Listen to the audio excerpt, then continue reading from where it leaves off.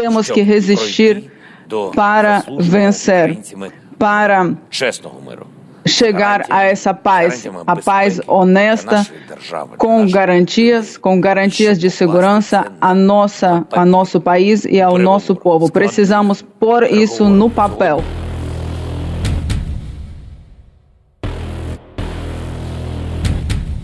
Esta declaração, dada pelo presidente ucraniano Volodymyr Zelensky, despertou a esperança de que um acordo para o término da guerra estivesse próximo. Em um vídeo, o negociador e conselheiro presidencial ucraniano disse que o país não cederá em nenhum ponto e que o Kremlin já está começando a falar de forma construtiva. Na mesa de negociações, o pedido de um cessar-fogo, a retirada das tropas russas da Ucrânia. Esse é o desejo do país para seguir o diálogo com a Rússia. Segundo a agência de notícias russa Interfax, um representante russo relatou que as conversas haviam alcançado progressos substanciais. Apesar desse clima otimista, o que tem se visto na prática é bem diferente.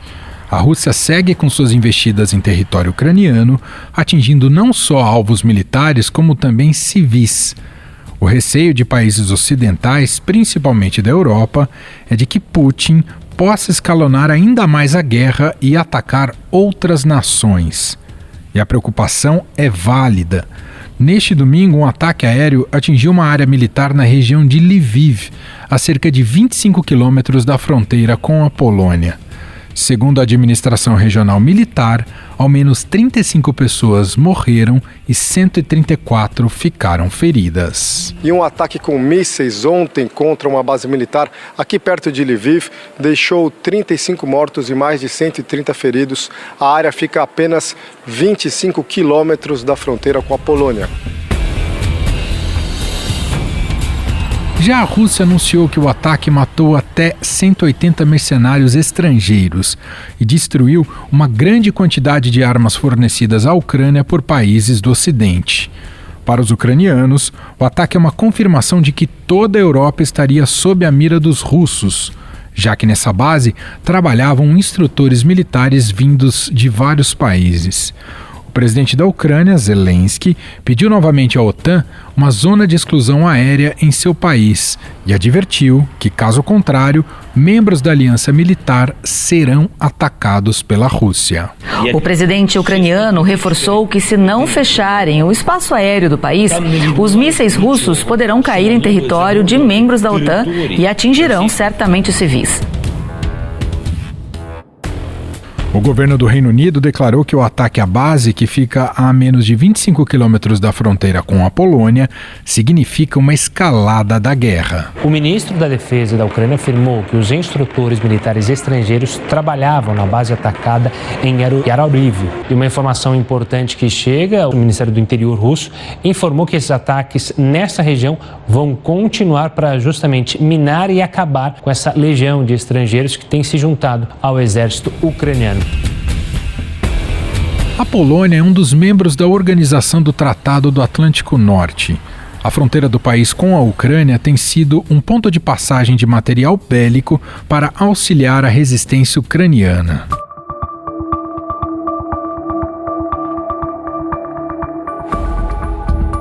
A Lituânia já declarou estado de emergência. Suécia e Finlândia, mesmo não pertencendo à OTAN, se juntaram à cúpula de emergência da aliança. E a Suécia está preparando a população para a guerra. Isso não acontecia desde 1961, durante a Guerra Fria. Por causa da proximidade do país escandinavo com a Rússia, o governo enviou um comunicado para os suecos com indicações de bunkers e um guia de sobrevivência. Enquanto isso, os países e aliados da OTAN estão observando cada movimento da Rússia, alertando que farão de tudo para defender cada centímetro de seu território. Mas, por enquanto, o discurso do próprio presidente americano Joe Biden é de que não haverá operação militar da OTAN porque a Ucrânia não é membro do grupo. Estamos trabalhando para paz e segurança. Estamos mostrando a força do mundo. E a ideia que mandaríamos ofensiva e pilotos americanos e equipes americanas para a Ucrânia, não se enganem. Se isso acontecer, isso será a terceira guerra mundial. No entanto, isso muda se a Rússia invadir um país da OTAN. O artigo 5º da Carta da Organização diz que um ataque contra um aliado é considerado um ataque contra todos os aliados. Portanto, se acontecer, existe a possibilidade real do mundo entrar novamente em uma guerra de proporções continentais.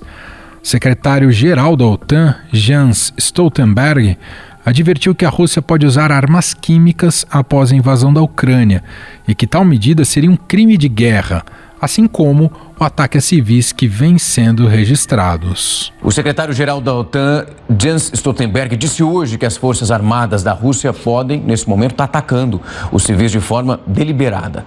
Os ataques, eles estariam acontecendo enquanto as pessoas tentam ali fugir dessas investidas militares à Ucrânia. Stoltenberg ainda completou dizendo que alvejar civis é um crime de guerra e totalmente inaceitável. Um outro ponto que pode gerar alguma reação de outro país é a morte de um cidadão que não faz parte das nações em conflito. É o que aconteceu neste domingo, por exemplo, quando um jornalista americano foi baleado e morto na cidade de Irpin, nos arredores de Kiev. A polícia afirma que ele foi alvejado por soldados russos e tinha um crachá do jornal americano New York Times. Em Irpin, perto da capital Kiev, militares russos mataram um jornalista que cobria o conflito, de acordo com a polícia de Kiev. O jornalista morto é Brent Renault, de 51 anos. A morte dele foi confirmada pelas autoridades e também pelo editor-chefe do The New York Times, jornal em que Brent trabalhou pela última vez em 2015. Por causa desse ataque, o primeiro-ministro britânico Boris Johnson disse que o Reino Unido continuará buscando mais opções para reforçar a autodefesa da Ucrânia.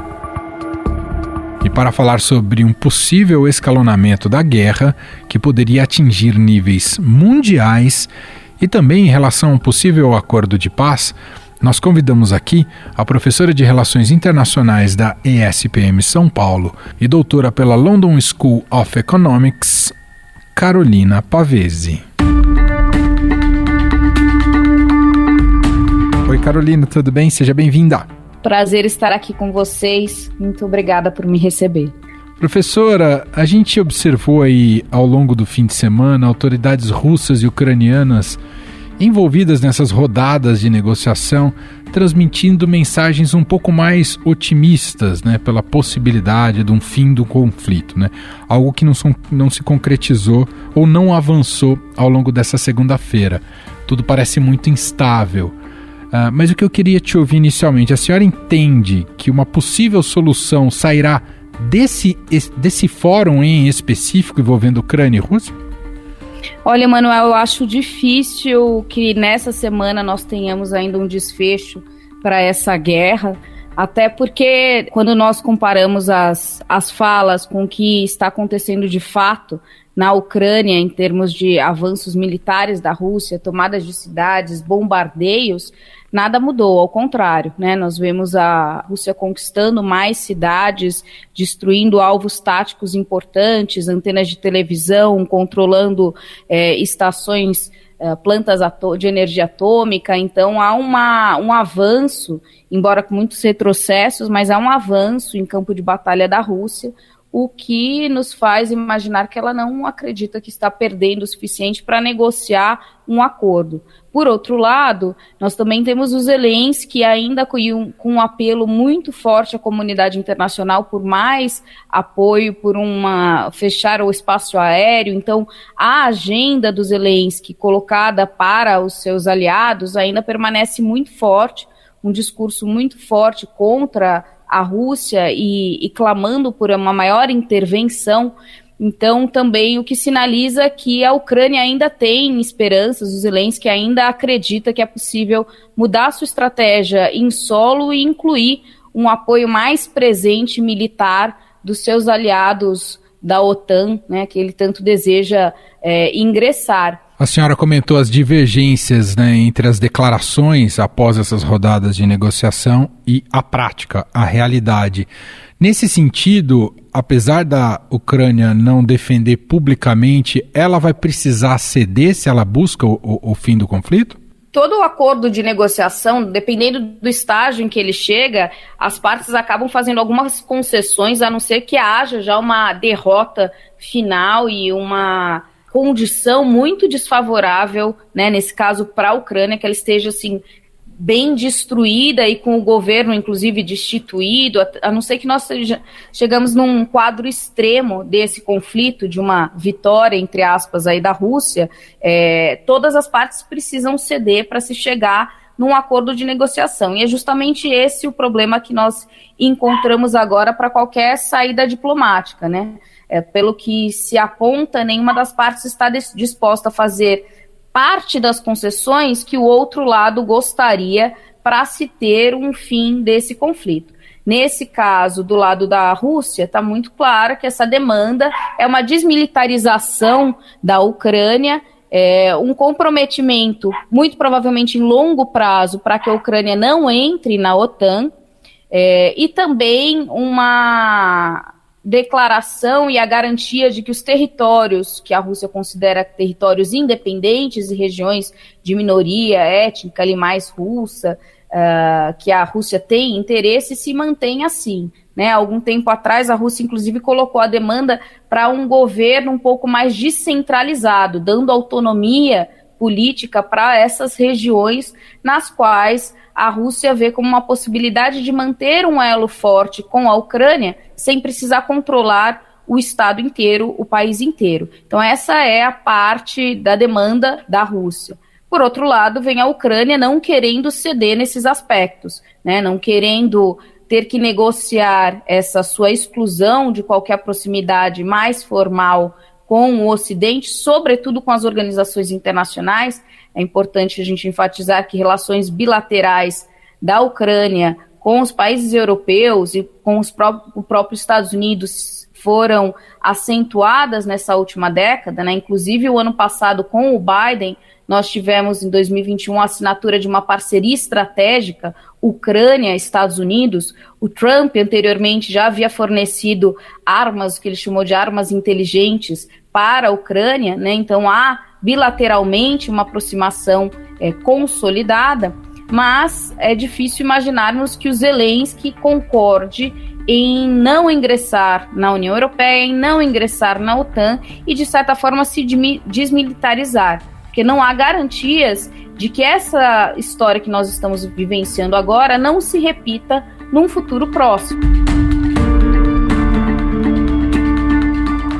Até pegando esse gancho, a Rússia fez um ataque muito próximo à fronteira com a Polônia, né, que é membro da OTAN.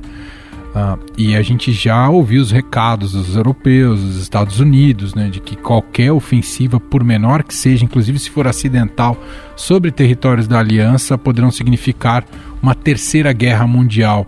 Na visão da senhora, um conflito mais amplo é remoto ou ainda existe esse risco diante do que estamos observando ali na região?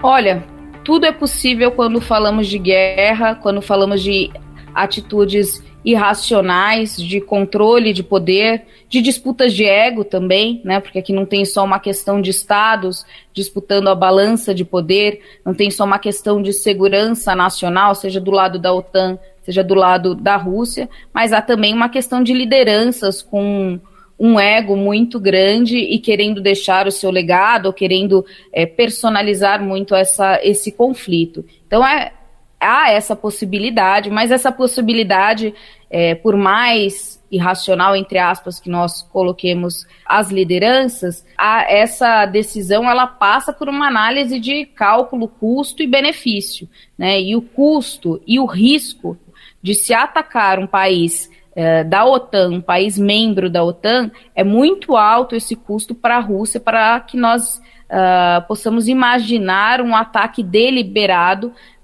para intencionalmente provocar a OTAN e chamá-la para uma guerra com a Rússia. Até porque nós estamos acompanhando a dificuldade que o exército russo está tendo em controlar a Ucrânia, né? Já nessas 3 semanas de conflito, as análises também apontam que o Putin imaginava é que essa seria uma tomada, uma conquista de território muito mais rápida, né? Alguns apontam para pouco mais de alguns dias, uma semana, o território ucraniano estaria controlado pelo Putin. E nós acompanhamos que tem 3 semanas disso e esse objetivo ainda não foi alcançado, com muitas perdas de capacidade militar, perdas de pessoal, né, de exércitos, militares abatidos, presos, caças abatidos, enfim, há uma perda muito grande, o que mostra que, inclusive, essa expectativa da Rússia como essa grande potência militar, nuclear, inclusive, que a sua capacidade material aponta, na prática, é um Estado que tem dificuldade de colocar esse arsenal todo e todo esse equipamento militar, toda essa sua força militar em ação, né? Num país relativamente pequeno, onde há um desequilíbrio grande aí de forças. Para a Rússia, é muito arriscado e seria uma atitude até um pouco kamikaze iniciar, nesse momento, uma guerra com os países da OTAN. Professora, para a gente fechar, o que está faltando para a China assumir um protagonismo na mediação do conflito, já que tem uma relação importante com a Rússia, inclusive do ponto de vista econômico, mas que não é tão que é menos relevante do que a relação que a China tem com a União Europeia e com os Estados Unidos, também do ponto de vista econômico. Ou seja, para ela, uma guerra amplificada não interessa. A China não pode assumir esse papel? O que está faltando, professora?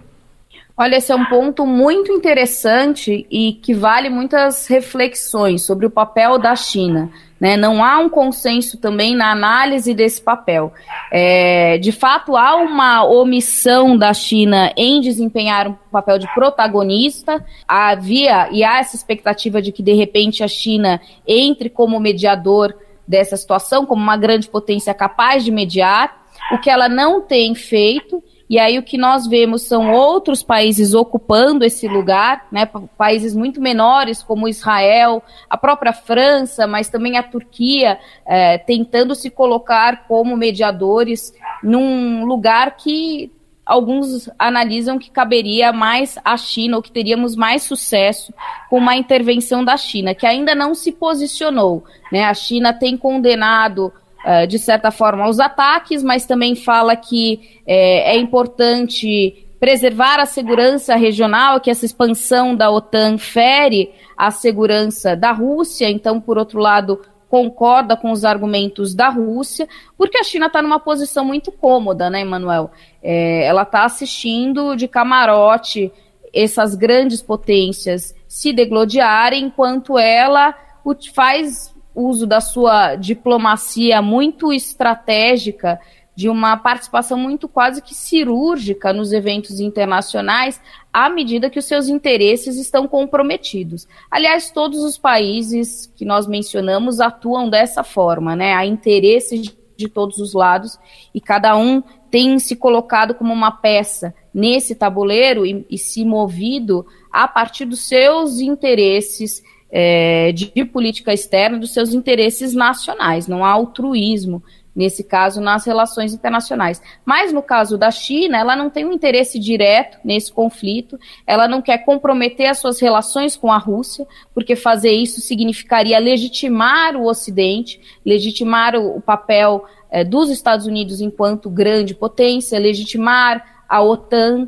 né? Então, legitimar uma antiga ordem internacional, que é justamente a ordem à qual a China, como nova potência, vem se contrapor. Então, ela não tem esse interesse. Por outro lado, também, como você colocou muito bem, há relações comerciais, relações políticas importantes com os países da Europa e com os Estados Unidos. Então, tomar o lado da Rússia significaria também, nessa briga, arriscar muito e comprometer as suas relações com o Ocidente de uma maneira que fere os interesses chineses. Então vai ser interessante acompanhar, se esse conflito se desdobrar ainda por muito mais tempo, quanto a China vai continuar mantendo essa posição de uma neutralidade, de um país que procura não intervir em questões que não lhe dizem respeito, de política internacional, né, e respeitar, de certa forma, a soberania ou a escolha dos outros países, assim como ela também não gostaria que intervissem nas suas questões. Muito bem, nós ouvimos aqui a análise de Carolina Pavese, professora do curso de Relações Internacionais da ESPM São Paulo, doutora em Relações Internacionais pela London School of Economics e especialista em Europa, gentilmente aqui atendendo ao nosso podcast. Obrigado, viu, professora? Imagina, foi um prazer.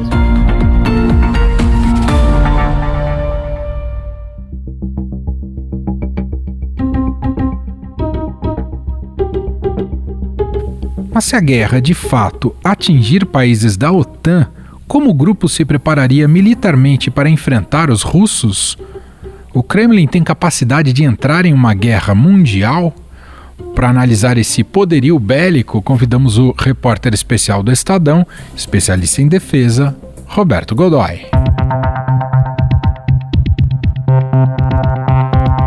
Tudo bem, Godoy? Seja bem-vindo mais uma vez. Obrigado, Emanuel. Prazer estar aqui. Godoy, primeiro eu queria uma avaliação sua sobre o atual estágio da guerra. Já temos 19 dias de conflito, né, entrando para o 20º dia de conflito. Qual a análise que você faz sobre o avanço da Rússia e também sobre a resistência ucraniana? Primeiro, o avanço da Rússia está mais lento do que se esperava. Há especulações, inclusive, de que dentro da própria estrutura de governo da Rússia está causando não diria uma certa perplexidade, mas não era esperado. O que se imaginava era uma ofensiva mais rápida e isso não está acontecendo. Agora, porém, se você considerar os patamares e padrões de operações militares, está perfeitamente dentro do esperado. E o que é muito ruim é que a Rússia está aplicando na Ucrânia o mesmo tipo de ação, o mesmo tipo de operação que ela já testou exaustivamente na Síria, quando fez a intervenção militar lá, apoiando o regime do Bashar al-Assad. Então, o que está acontecendo é rigorosamente a mesma coisa como vimos em Alepo, aquela coisa toda. Ataques aéreos brutais com armas de precisão, armas pesadas, mísseis e bombas, e além da bomba de gravidade, que é aquela bomba que a gente vê em filme da Segunda Guerra, né, que abre aquele porão do avião e começa a cair bomba, chove bomba. Eles têm dessas também, mas estão usando com muito mísseis que são dirigidos, né? Tem uma capacidade eletrônica de chegar até onde você pretenda que ele chegue, e também bombas que têm uma capacidade de voo planado e um cinturão de dirigibilidade. Então elas também são armas de precisão. E é isso que está sendo usado. O resultado é que a gente vê cidades arrasadas, áreas civis atingidas. E por que áreas civis? Exatamente para criar terror entre a população, provocar o êxodo e tudo que lhe custa, inclusive do ponto de vista da logística do país, da complicação para o funcionamento do país. Então ele está fazendo exatamente isso. Nesse 20º dia, o que se esperava era algum avanço da negociação diplomática. Não houve nenhum. E mais tropas estão sendo mobilizadas pela Rússia. Godoy, pelo que você tem acompanhado das estratégias militares e do que foi colocado em curso até aqui, o primeiro grande objetivo, além da própria invasão em si, né, e de alvos estratégicos, o que está no horizonte agora é a tomada de Kiev, e isso mudaria o patamar da guerra? Muda, porque veja, toda a máquina administrativa, o governo, por assim dizer, quer dizer, as rédeas do país estão em Kiev. Então, o Zelensky tomou certas providências, ele mesmo já usou essa expressão, para criar uma administração no exílio. Não seria exatamente no exílio, mas seria fora da cidade. Mas há um limite para isso. Você tem determinadas situações e procedimentos que não tem como sair daquela... A máquina está instalada lá. Então, você pode até sair, mas você desativa o serviço, que é o que está acontecendo em uma medida cada vez maior, mais intensa. Aí a gente compreende por que os primeiros ataques mais pesados visavam principalmente edifícios públicos. A ideia era exatamente neutralizar essa capacidade de administração. Então esse tipo de... E acabou, e temos aí o caso do bombardeio a uma instalação militar muito próxima da divisa com a Polônia, que coloca em risco, imagine, alguns dos artefatos usados no ataque caíram a apenas 10 quilômetros de distância da fronteira. Se um único cai além da fronteira, é um ataque a um país da OTAN. Imagine a generalização do conflito que isso provocaria, não é verdade?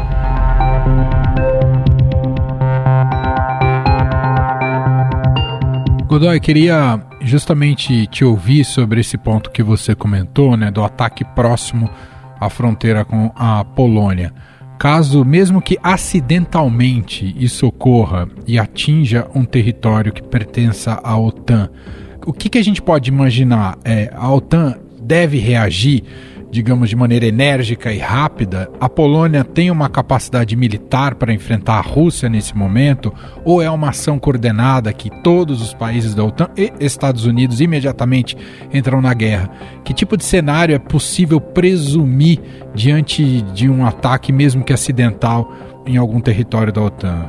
Um ataque acidental, como você está dizendo, a expressão é correta, ele não acontece. Porque se você está atacando, você está prevendo o risco de eventualmente acontecer uma coisa como essa. Então você não deveria estar atacando, não deveria haver o ataque. Em havendo, ainda que acidental, a resposta, pelo menos a que é prevista e é a que tem sido anunciada enfaticamente por todos os grandes chefes do Tratado Atlântico Norte, a começar o presidente americano Joe Biden, e aí temos aí também o Boris Johnson, enfim, todo mundo está dizendo que a reação será conjunta, rápida e esmagadora.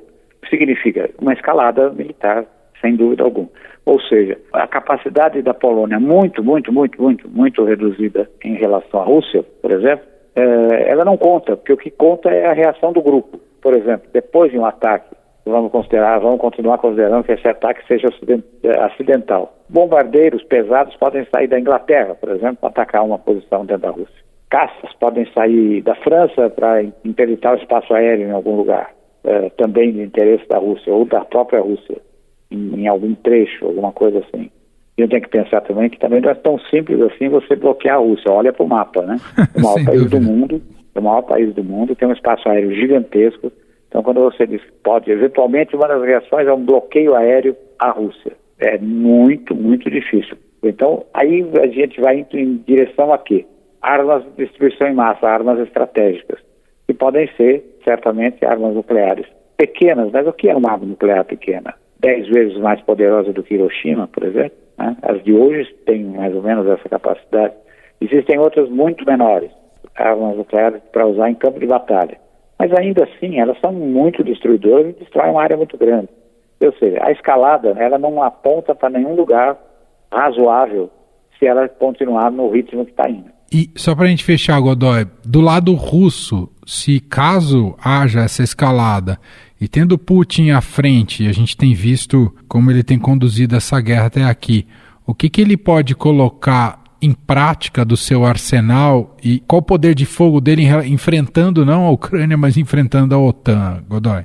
Aí vira o jogo. A OTAN é muito maior que a Rússia, muito mesmo. Ela é pelo menos 10 vezes maior do que a Rússia. Dependendo do viés que você olhe, ela é até maior, bem maior do que isso. Acontece que a Rússia é a maior potência nuclear do mundo e, embora diga que não, tem reconhecidamente, não apenas as agências de inteligência, mas também institutos de pesquisa, indicam que ela tem estoques de armas químicas e biológicas. Ela participa da OPAC, né, da Organização Internacional para a Proscrição desse tipo de arma, e vem desmantelando esse arsenal. Porém, enquanto os outros já fizeram isso, praticamente a 100%, os Estados Unidos mantêm apenas as quantidades para continuar pesquisas de neutralização, prevendo, por exemplo, a utilização como terceiro país possa desenvolver. Então você tem que ter, por exemplo, antídotos e coisas assim. Então mantém quantidades mínimas em alguns lugares.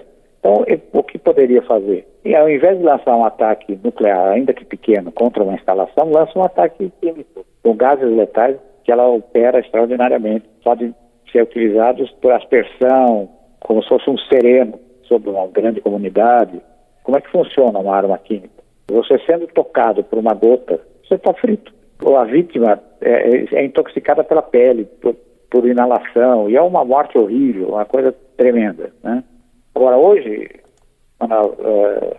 é uma coisa interessante que eu acho que seria bom a gente destacar. A Alemanha fez os primeiros movimentos de um programa de rearmamento que ela está iniciando, que vale qualquer coisa como 110 bilhões de euros. E o primeiro movimento foi anunciar a intenção de compra de caças super, hiper modernos, F-35, seriam 35 unidades, mas não tem nada a ver com esse momento. O início do programa, o programa em si, talvez tenha sido até acelerado, o início do programa tenha sido acelerado por causa desse momento, dessa guerra, dessas hostilidades ali. Mas a decisão de comprar está longe ainda. Quer dizer, tudo que o Scholz tem hoje é a intenção de comprar, tem que ser submetido ao Parlamento. O Parlamento faz várias sessões para questionar por que esse equipamento está sendo escolhido, e aí você ainda vai ter alguns anos para começar a receber os aviões.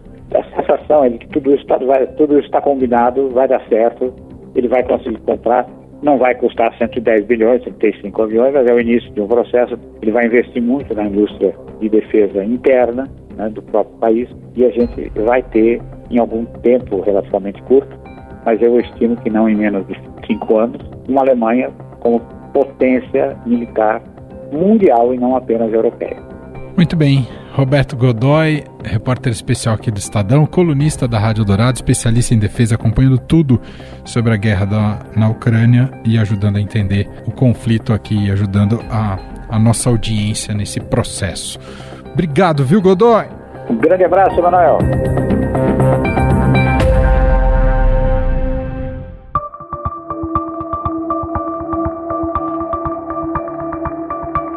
E este foi o Estadão Notícias de hoje, terça-feira, 15 de março de 2022.